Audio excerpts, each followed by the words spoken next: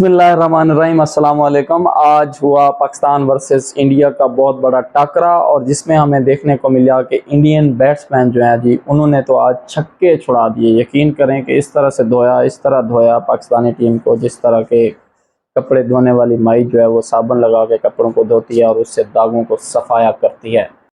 India versus Pakistan. Rohit Sharma, Babar Azam, Ranjan Madhukar, the match referee, all in readiness. Rohit will spin the coin.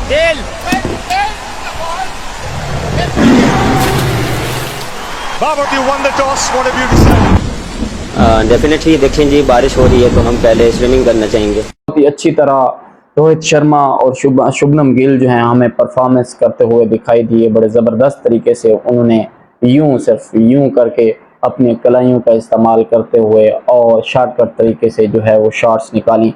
Shubman Gill तो आज इस तरह लग रहा था जैसे उनके अंदर कोई इलेक्ट्रिसिटी के जो शॉक्स हैं वो नज़र आ रहे हैं और उसकी मदद से वो करके यूं करते हैं और सीधी शॉट जो है वो बाउंड्री की तरफ चली जाती है।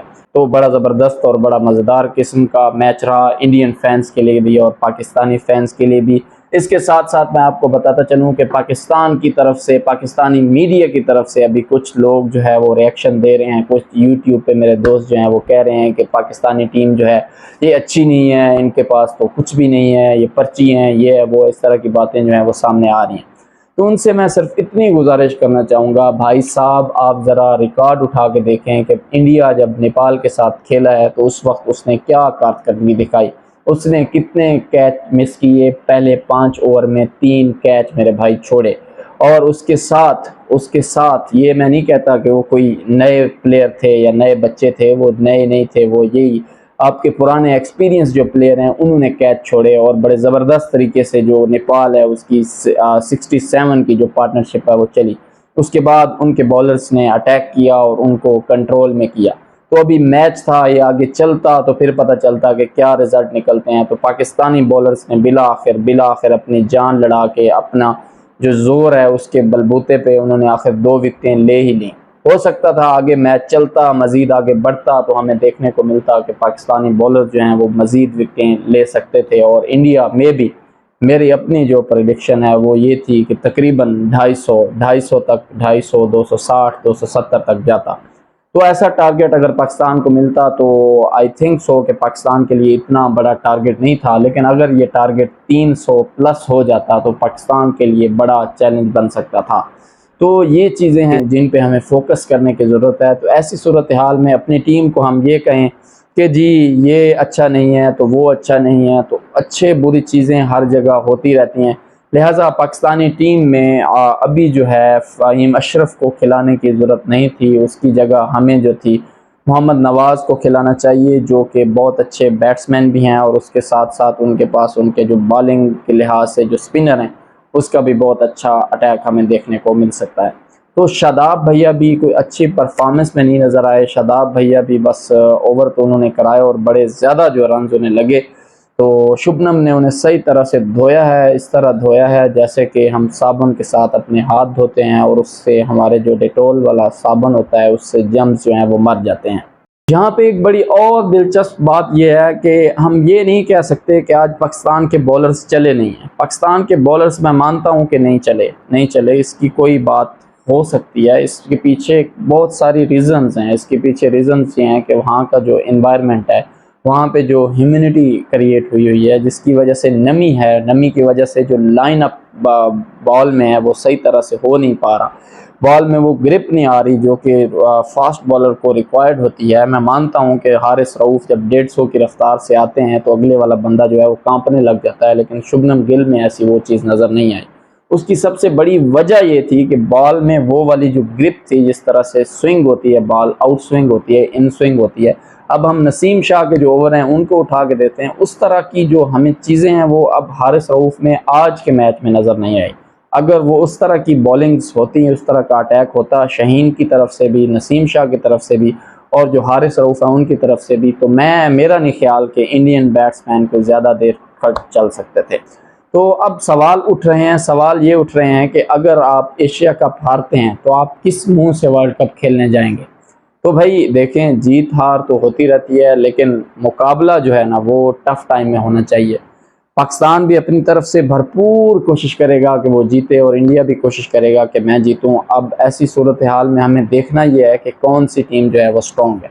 अगर मैं बात करूं रिसेंटली जिस तरह मैच हुआ इंडिया और पाकिस्तान का, उसके दौरान हमने देखा कि इंडियन बैट्समैन जो हैं उनकी कारकर्दगी बेहतर नज़र नहीं आई और वो बड़ी जल्दी आउट हो गए। आज उनका लक साथ था, उनका मुकद्दर साथ था, जिसकी वजह से उन्होंने आज ही बड़ी तेज़ पार्टनरशिप के साथ जो है इंडियन टीम को तकरीबन 116 अबव कर दिया था और ये पार्टनरशिप फिर टूटी। उसके बाद से ये सिलसिला पाकिस्तान की तरफ मूव होना शुरू हो ही चुका था, जिसके बाद बारिश आ गई। तो अभी कुछ लोग इंडियंस कह रहे हैं कि आप लोग दुआ करें कि बारिश आ गई है, वरना हम लोगों ने आपको बहुत पीटना था।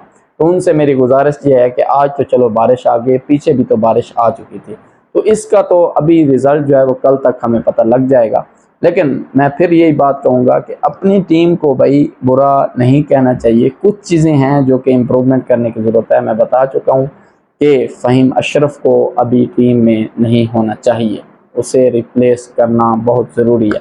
रोहित जो है वो भी आउट हो गए और जो शुभमन गिल हैं वो भी आउट हो गए। मेरा ख्याल था कि कोहली भी अब बस इसी कश्मकश में थे कि वो किस तरह से अपने आप को बचाएं, अपने आप को सरवाइव करें।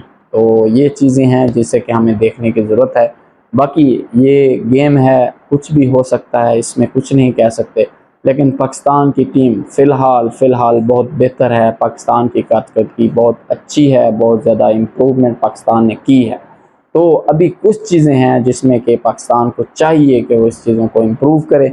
बहरहाल इंडिया मीडिया जो है वो बड़ा खुश होगा, बड़े वहाँ पे लड्डू बांटे जाएंगे। अब हो सकता है कि इरफान पठान फिर से कोई ट्वीट कर दें और कह दें कि पड़ोसियों ग्रेस तुम्हारे बस की बात नहीं। लिहाजा आप मेहरबानी कीजिएगा, इस तरह की कोई बात ना कीजिएगा जिसकी वजह से आपको भी शर्मिंदा होना पड़े।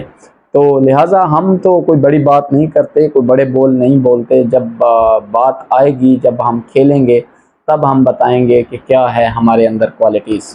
तो बाबर आजम की कैप्टनसी जो है वो बहुत अच्छी है, बहुत अच्छा। मैं उन पर मतलब यकीन रखता हूँ कि अच्छा कैप्टन साबित होगा इंशाल्लाह। बाकी अल्लाह ताला खैर करें कि दुआ मांगें। इंडियन टीम जो है वो बहुत ज़्यादा एक्सपीरियंस है, बहुत ज़्यादा उसके पास एक्सपीरियंस प्लेयर हैं, बहुत ज़्यादा उन्होंने विक्ट्रियाँ ली हुई हैं। लेकिन पाकिस्तान के लिए अभी थोड़ा टफ़ है, नए लड़के हैं, नई बातें हैं। तो लिहाजा अब टाकरा होगा बड़ा ज़बरदस्त किस्म का, कल रिज़ल्ट आएगा। तो अगर तो पाकिस्तान एशिया कप जीत के आता है तो पाकिस्तान के पास ये होगा कि पाकिस्तान कहेगा जी मैं चौधरी हाँ, मेरे नाल मुकाबला तुसी नहीं कर सकते। तो ये चीज़ जो है हमें देखने को मिलेगी कि पाकिस्तान के पास एक कॉन्फिडेंस होगा। पाकिस्तान कॉन्फिडेंस के साथ जाएगा और कहेगा मेरे पास जो है जी एशिया कप की ट्रॉफी है। जब ये चीज़ें आएंगी तो पाकिस्तान वर्ल्ड कप में फिर से एक टाकरा होगा, इंडिया वर्सेस पाकिस्तान। उसमें जो पाकिस्तानी टीम है वो हमें फुल कॉन्फिडेंस के साथ नज़र आएगी। लेकिन इंडियन टीम भी बिल्कुल परफेक्ट नहीं है, हम ये नहीं कह सकते कि वो परफेक्ट हैं।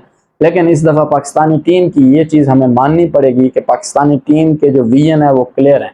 पाकिस्तान को पता है कि मैंने कौन कौन से प्लेयर्स के साथ खेलना है और अपनी 11 को किस तरह पूरा करना है। जबकि मैं अपने पड़ोसी की बात करूं तो उसमें ये चीज़ें नहीं हैं। लेकिन आज उनके लक ने उनको साथ दिया, बहुत अच्छा खेले, मैं इस चीज़ को मानता हूं। लेकिन हमारे बॉलर्स भी अच्छा करके दिखा सकते थे, लेकिन थोड़ी बहुत कमी रही। मे बी वो मौसम की वजह से हो सकता है, मे बी कुछ और रीज़न हो सकते हैं। लिहाजा हमें अपने जो बेस्ट हैं उन्होंने अपना बेस्ट दिया, इंडियन प्लेयर ने भी और पाकिस्तानी प्लेयर्स ने भी। लिहाजा मैं अभी मुबारकबाद देना चाहूँगा इंडियन फैंस को कि आज का मैच देखने में ऐसा लग रहा था कि वो लोग ज़्यादा हैं हमसे। लेकिन अभी इसका फ़ैसला कल होगा, कल पता लगेगा। मिलते हैं कल। Thank you for watching. अल्लाह हाफ़िज़।